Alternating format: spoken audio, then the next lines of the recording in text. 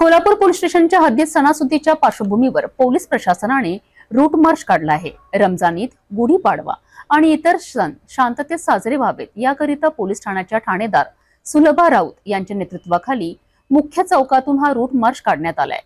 सणासुदीच्या काळात शांतता आणि कायदा सुव्यवस्था अबाधित राहावी याकरिता पोलिसांची ही महत्त्वपूर्ण पावले आहेत। कोल्हापूर पोलीस स्टेशन हद्दीत सणासुदीचा काळ सुरळीत पार पडावा यासाठी पोलीस प्रशासन सतर्क झाले आहे।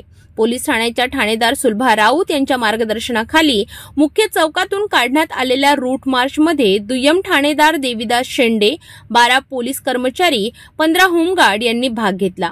सणांच्या निमित्ताने मोठ्या प्रमाणात लोकांची वर्दळ असते। अशा वेळी कायदा आणि सुव्यवस्था अबाधित ठेवण्यासाठी रूट मार्चद्वारे नागरिकांमध्ये सुरक्षा भावनेचा जागर करण्यात आला।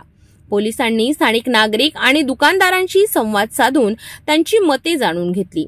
सहकार्य आणि सुरक्षिततेबाबत नागरिकांनीही समाधान व्यक्त केले। मुख्य चौक, बाजारपेठ आणि गर्दीची ठिकाणे येथे अतिरिक्त पोलीस बंदोबस्त ठेवण्यात आला आहे।